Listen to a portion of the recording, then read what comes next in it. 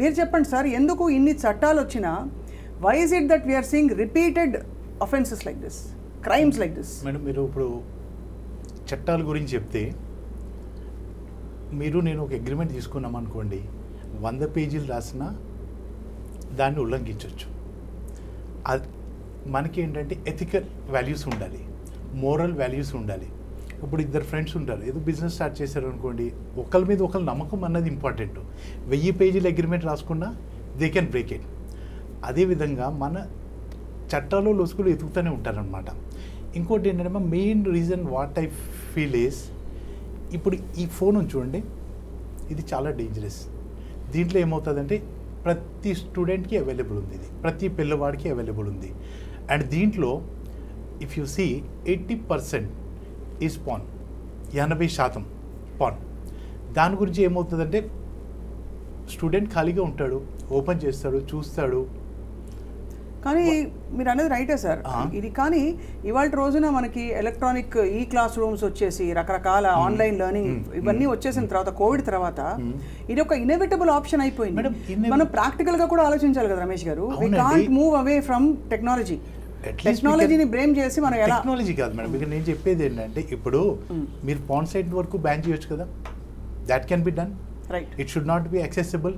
మనం టెక్నాలజీ పెరిగిపోయింది అని అంటూ ఉన్నాం అనుకోండి, there will be so many things coming out. But అమలులో మీరు అన్నట్టు రైటే, అమలులో ఎక్కడో ఇప్పుడు డ్రగ్స్ ఆర్ బ్యాండ్, అందరికి జగమెరిగిన సత్యం. ఎక్కడి నుంచి వస్తున్నాయి, పుట్టుకొస్తున్నాయి రేవ్ పార్టీలు, డ్రగ్స్. మరి అంటే ఏదైనా బ్యాన్ చేసినా దాని వ్యవస్థని చొచ్చుకెళ్ళిపోయి కావాల్సింది తెచ్చుకునే అంత ఒక క్రిమినల్ ఇది బయటకు వచ్చేసిందండి యువతలో కావచ్చు. దాని అర్థం ఏంటి మేడం? మన మోరల్ వాల్యూస్ పోయినట్టే కదా. Let it be politicians, let it be parents.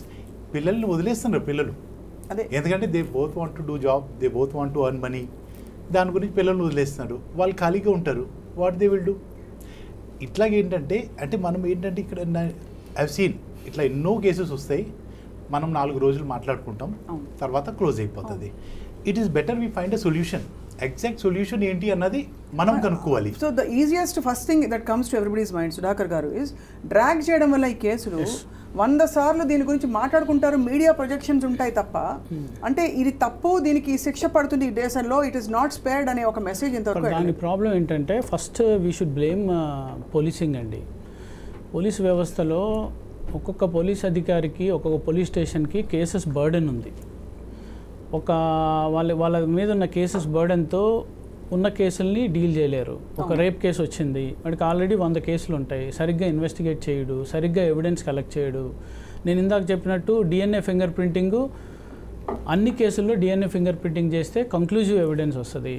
అంటే ఆ శాంపుల్స్ తీసుకొని దాన్ని అక్యూజ్డ్తో కన్ఫర్మ్ చేసుకుంటే వస్తుంది. కానీ చాలా కేసుల్లో ఎందుకంటే ఎఫ్ఎస్ఎల్లో కేసులు బర్డెను, ఎఫ్ఎస్ఎల్కి వెళ్తే కేసు, ఒక రేప్ కేసు వెళ్తే 1 year 2 years రిపోర్ట్ ఇవ్వడానికి, ఆడు పెండింగ్ ఎఫ్ఎస్ఎల్ రిపోర్ట్ అని పెడుతుంటాడు పోలీసు.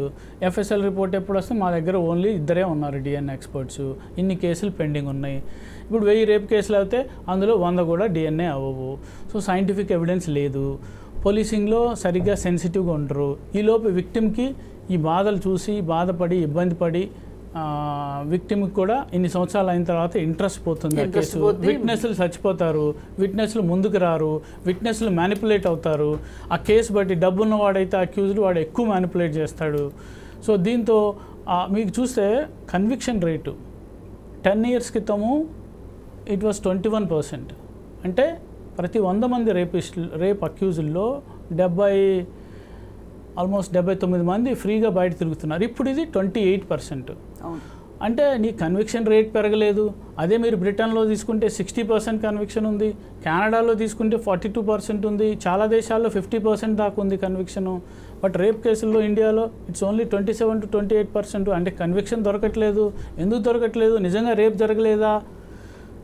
ఏం జరుగుతుంది అక్కడ అంటే సరిగ్గా ఎవిడెన్స్ కలెక్ట్ చేయరు, కోర్టులో ప్రాసిక్యూషన్ సరిగ్గా ఉండదు, ప్రాసిక్యూటర్ సరిగ్గా ప్రాసిక్యూట్ చేయరు, జడ్జిలు డిలే చేస్తారు కేసులు, జ్యుడిషియరీలో డిలే అవుతుంది కేసులు, మళ్ళీ హైకోర్టుకి అప్పీల్కి వెళ్తుంది, సుప్రీంకోర్టుకి వెళ్తుంది. ఈ కేసులు ఇలా సాగదీస్తుంటే విక్టిమ్కి భారతదేశంలో మీకు పెన్ పోయింది, లేకపోతే ఫోన్ పోయింది, విక్టిమ్ అయినా అక్యూజ్డ్ అయినా ఒకే బాధపడాల్సి వస్తుందండి.